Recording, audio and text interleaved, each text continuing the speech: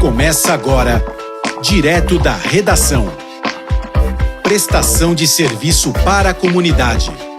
As notícias do Grande ABC. Uma produção da redação multimídia da Universidade Metodista de São Paulo. Direto da redação. Nova onda de infectados do Covid-19 pode ser decisiva para um retorno ao lockdown no estado de São Paulo. Um mês para acabar 2020 e as vacinas contra o coronavírus já apresentam bons resultados. No último domingo foi o fim do segundo turno das eleições municipais e conclui a decisão de prefeitos e vereadores das cidades. Mês de dezembro é quando ocorre o The Game Awards, evento anual que elege os melhores jogos de videogame do ano. Tudo isso e muito mais agora no Direto da Redação.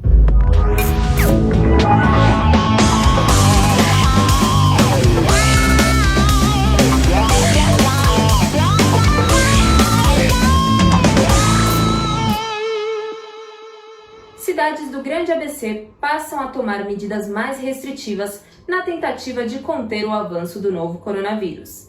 Antes mesmo do anúncio do governador João Dória no começo da semana sobre a reclassificação do estado de São Paulo para a fase amarela, os municípios do ABC já estavam endurecendo as medidas. São Bernardo proibiu cinemas, teatros, casas de jogos eletrônicos, atividades infantis e boliches de funcionar.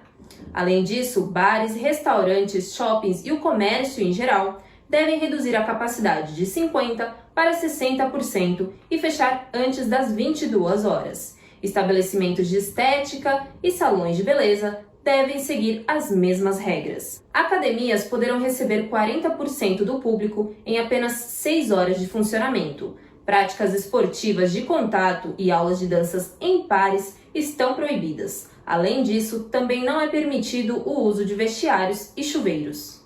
Santo André suspendeu apresentações de músicas ao vivo em estabelecimentos comerciais. São Caetano suspendeu o agendamento e realização de cirurgias que não são graves, oferecendo apenas intervenções oncológicas e de urgência. O município também ampliou o horário de funcionamento da carreta Saúde em Movimento, que passou a funcionar das 7 da manhã à meia-noite. Durante a pandemia, surgiram diversas fake news em relação à vacina da Covid-19. Confira na matéria a seguir o que é fake e o que é fato sobre o assunto. Podemos ser usados como cobaias de vacina que não tem eficácia comprovada? O que me deixa mais assustada são as falas onde as pessoas comentam que a vacina para o ser humano, a gente acaba sendo uma cobaia, né? Para eles estarem testando. A gente tem uma vantagem muito grande da gente ter a Anvisa, da gente ter principalmente agora na questão da Covid, de ter toda uma comunidade científica se esforçando para desenvolver vacinas e para avaliá-las com todos os dados que são publicados. Vamos lembrar que quando a gente vai fazer o teste dessas vacinas, até chegar na aprovação, até chegar na gente, a gente precisa testar isso em animais. Depois de testar em animais, a gente testa nos seres humanos, mas nos seres humanos, aquelas pessoas que são voluntárias, obviamente, nesses tipos de estudos, que chamamos de estudos clínicos. Afinal de contas, pessoas saudáveis devem se vacinar? Não, acredito que não, porque é importante, né? Por mais que o efeito dela seja esquisita, né? Porque ela é o próprio vírus, que dentro do nosso corpo faz com que criem os anticorpos para nossa defesa. Então, eu acho que não, porque a vacina vem de muitos anos atrás. Pessoas saudáveis podem se vacinar, elas devem se vacinar porque é uma questão não só individual, então você não se protege quando você se vacina, mas você protege pessoas que não podem se vacinar, principalmente bebezinhos que ainda não estão na idade para tomar uma certa vacina, que protege contra alguma doença que algum adulto, alguma outra criança pode estar transmitindo. Somos obrigados a se vacinar? Eu acredito que tem que ser sim. Por quê? Porque há pessoas que pensam que não existe o coronavírus, o Covid-19, que esse vírus é uma brincadeira. E não é. A vacinação, ela é um direito da criança e do adolescente. Então, como ela não pode definir, ela não pode decidir sobre o seu corpo, o Estado ele deve garantir que essas crianças vão se vacinar, elas vão ser imunizadas contra uma doença.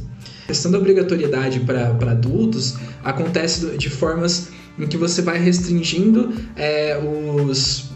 a liberdade daquele adulto. Então, por exemplo, se você vai se candidatar a um emprego, se você foi selecionado para um emprego, por exemplo, você tem que mostrar sua carteirinha de vacinação e ela tem que estar completa. Existe alguma ligação entre vacinação e causas de autismo?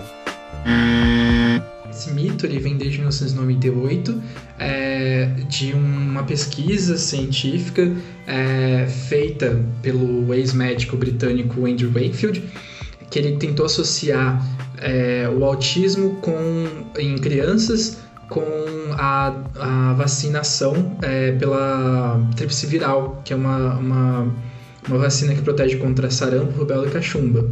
No entanto, esse artigo foi retratado em 2006, depois de várias investigações, principalmente do Brian Deer, que foi um jornalista investigativo, que ele conseguiu mostrar que, na verdade, esse médico ele foi pago por um advogado de uma causa que queria iria contra a indústria farmacêutica nesse sentido, a indústria de vacinas, né?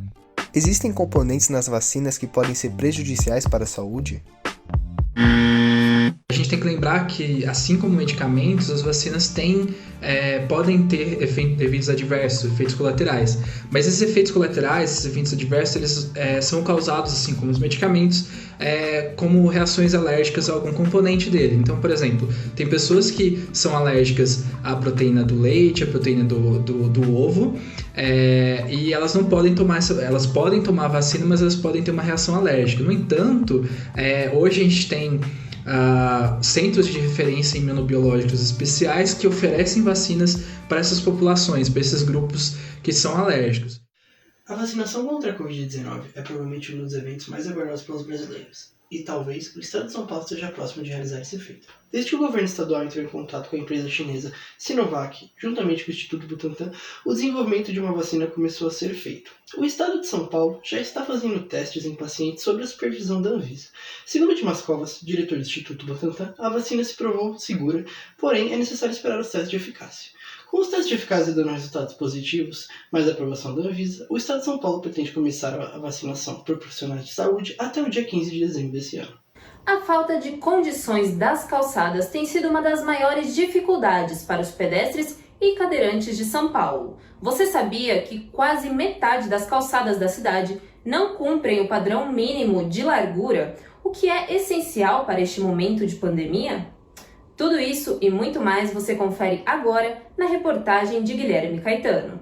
Uma pesquisa realizada pelo jornal Folha de São Paulo, através de dados divulgados pela Prefeitura, mostra que 41% das calçadas de São Paulo não cumprem o padrão mínimo de 1,90 m de largura previsto pela atual legislação. O problema reflete na segurança de mobilidade para os pedestres, que correspondem à maior parcela do trânsito paulistano, superando veículos como carros e motos. Para o editor do portal Mobilize Brasil, Marcos de Souza, não é somente as condições das calçadas que dificultam a caminhada dos pedestres. Você pode ter até uma via que tem uma calçada bem realizada, mas se você tiver ali um tráfego ao lado, um tráfego muito violento, muito veloz, soltando fumaça, fazendo muito barulho, se você não tiver uma boa cobertura vegetal que te dê alguma proteção contra o calor, enfim, se as condições de caminhar não forem boas, você vai tentar fugir disso.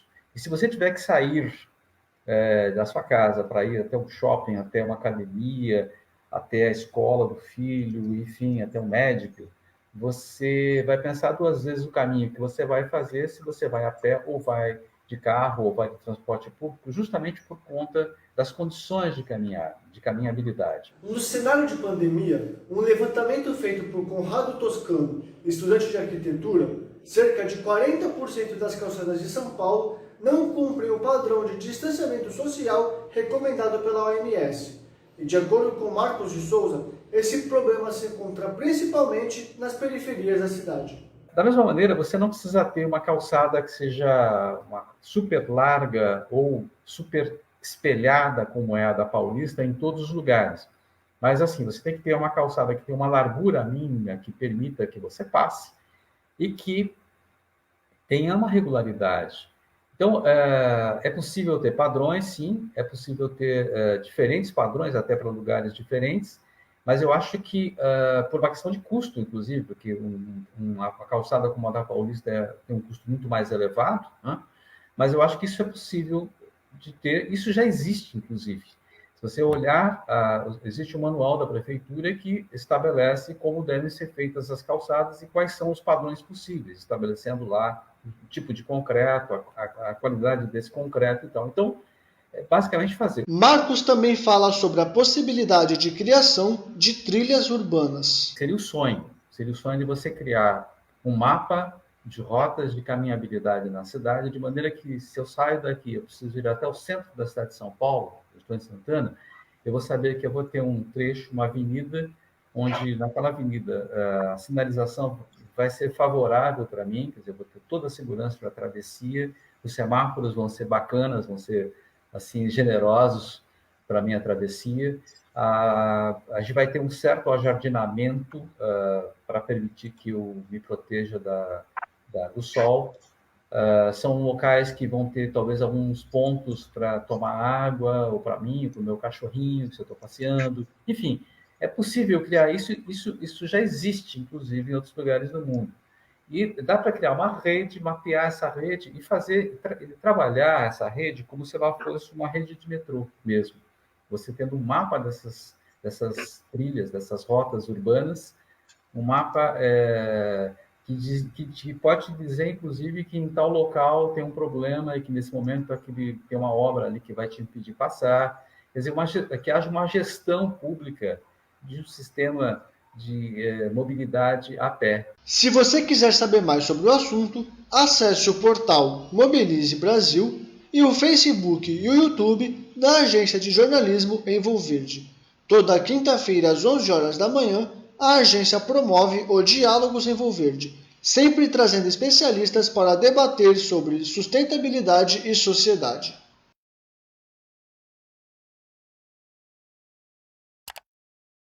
Durante este cenário pandêmico, o desemprego bateu recorde no Brasil, segundo o IBGE. E um dos grupos mais vulneráveis, tanto no quesito financeiro quanto no de contágio, é o de trabalhadoras domésticas. Confira mais a seguir. O desemprego durante a pandemia atingiu 13,1 milhão de pessoas até o final de julho de 2020.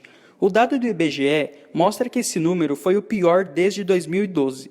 O número de trabalhadores domésticos é o menor registrado no Brasil de acordo com o IBGE. 727 mil postos deixaram de existir. A empregada doméstica Silvaneide Fernandes do Carmo continuou trabalhando durante a pandemia, mas a rotina não é mais a mesma. O cuidado bem maior do que antes é assim... A família que eu trabalho, eles têm muito cuidado, eles me protegem bastante.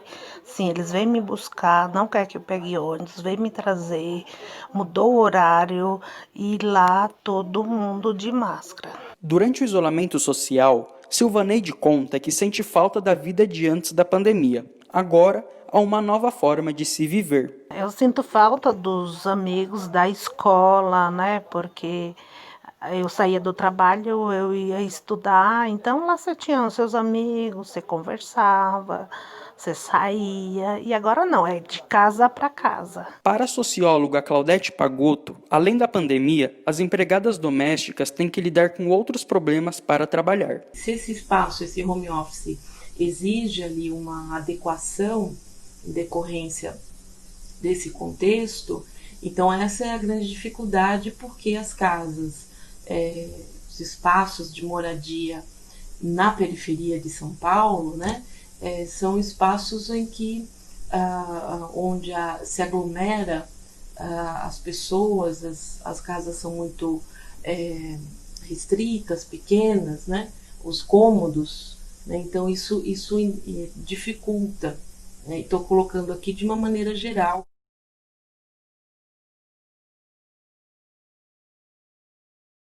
As eleições municipais chegaram ao fim. No ABC, todos os prefeitos foram eleitos no primeiro turno. Em Santo André, Paulinho Serra. Em São Bernardo do Campo, Orlando Morando. E em São Caetano do Sul, José Euríquio Júnior. Os 3 candidatos são do PSDB. José Euríquio Júnior aguarda a decisão do Tribunal Superior Eleitoral para saber se tomará posse em 2021, pois está sob júdice. Em Diadema, no segundo turno, José Felipe Júnior do PT foi eleito. Em São Paulo, o prefeito Bruno Covas foi reeleito com 59% dos votos. É muito comum vermos na TV conteúdos onde pessoas vão até grandes restaurantes em vários lugares do mundo para experimentar e avaliar as comidas. Porém, o programa Quebrada Gourmet traz uma versão completamente diferente e fora do padrão. Você confere agora. Quebrada Gourmet é um projeto que roda o estado de São Paulo para mostrar diferentes restaurantes na periferia. O canal no YouTube foi criado em 2018 pelo casal Bruna Teroli e Vitor Amaral. Salve, rapa! Aqui estou mais um dia, continuando a nossa peregrinação atrás dos melhores bares e restaurantes na periferia, na quebrada, nos lugares longe do centro. Moradores do Capão Redondo, zona sul de São Paulo, o casal sempre frequentou restaurantes na quebrada. Meu marido, a gente sempre vai em restaurantes na quebrada, tipo, que a gente mora no Capão Redondo, né? Tinha um específico que era um que vendia só peixes e tal, peixe frito, aí tinha uma decoração de praia, assim, porque o cara morava na praia no final de semana e na semana ele morava aqui. A gente falou, caramba, tinha que ter um programa, né, que mostrasse essas coisas, né, tal. Aí a gente, é verdade. Se tivesse alguém, né, que fizesse, que tivesse dedicação com a quebrada. Aí eu lembrei que eu sou do audiovisual. Passando por lugares como Osasco, Pirituba, Grajaú e Parelheiros, eles já experimentaram de tudo, da comida japonesa até a mexicana, do pastel à pizza, toda essa diversidade longe dos holofotes dos grandes centros. Representatividade e também, se você for ver, a maioria dos empreendedores do Brasil, eles são periféricos, né? Porque eles fazem por necessidade. Às vezes não consegue emprego, não está feliz no emprego, ou é aposentado, enfim. Então eles acabam criando um negócio, não por, né, empreendedorismo, tal, tipo, porque precisa. E aí, muitos deles acabam se dando muito bem. E aí descobrem, né, um nicho ali para eles atuarem. Então, tinha que mostrar isso, né? Alguém tinha que mostrar isso. Além do canal no YouTube, o Quebrada Gourmet está também no Facebook e Instagram. Dezembro chegou e isso significa que, se não houver mais nenhum atraso, Cyberpunk 2077 finalmente será lançado. O jogo foi anunciado há 7 anos atrás, em 2013, e desde então não se falou mais nada até o jogo, até 2018. Na E3 do ano passado, o próprio Keanu Reeves disse que o jogo ia ser lançado em abril deste ano, porém foi adiado para setembro, depois para novembro e agora finalmente para dezembro, no dia 10, totalizando 3 adiamentos somente em 2020. Com menos de uma semana para o lançamento, a CD Projekt Red, desenvolvedora do jogo, afirma que não ocorrerá mais nenhum adiamento e que dia 10 de dezembro é a data final e confirmada para Cyberpunk. É o mais aguardado mundo dos games, pois é quando acontece The Games Award, a maior premiação de jogos do ano. The Last of Us, Ghost of Tsushima e Hades são alguns exemplos do que vem para a premiação de jogo do ano. Infelizmente, Cyberpunk 2077 não poderá participar devido aos adiamentos. Confira um pouco mais a seguir na matéria de Giovanni Rodrigues. Desde 2014, o mês de dezembro é um dos mais aguardados do ano no mundo dos jogos, pois é quando acontece o The Game Awards.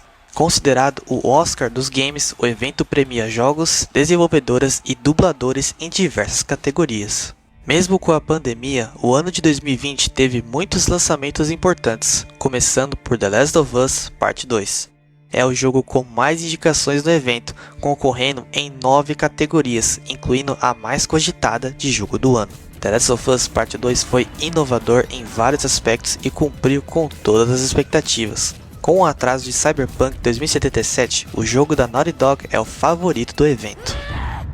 Um jogo que pegou os aficionados por games de surpresa foi Hades. O hack and slash em 2D feito por uma desenvolvedora indie começou a ganhar muita atenção no fim de 2020 após ser nomeado em várias categorias de diferentes prêmios. Hades é o segundo favorito do público no The Game Awards. Assim como The Last of Us Part 2, Ghost of Tsushima é outro exclusivo da Sony que é garantido nos indicados do The Game Awards. Um dos jogos próprios do PlayStation mais vendidos do console, Ghost of Tsushima se assemelha bastante com Sekiro Shadows Die Twice, ganhador de jogo do ano em 2019. O jogo de exploração em mundo aberto ambientado no Japão da era feudal acompanha The Last of Us Part 2 e Hades em diversas categorias do TGA. Por mais que The Last of Us Part 2 seja o favorito absoluto da premiação, não devemos tomar conclusões precipitadas, pois God of War surpreendeu a todos em 2018 quando venceu o jogo do ano em cima de Red Dead Redemption 2. O The Game Awards acontecerá no dia 10 de dezembro com horário a definir e poderá ser assistido nas principais plataformas de vídeo como YouTube, Twitch e Facebook. Giovanni Rodrigues para o Direto da Redação.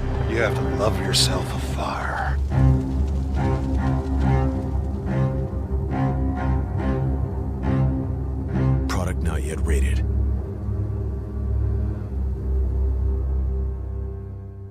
Termina aqui mais uma edição do DR. Obrigado a você que nos acompanhou mais uma vez em uma edição especial e de casa. Mas não se esqueça de seguir a gente nas redes sociais. No Instagram, @portalrronline, e curta também a nossa página no Facebook, que tem muita coisa bacana por lá.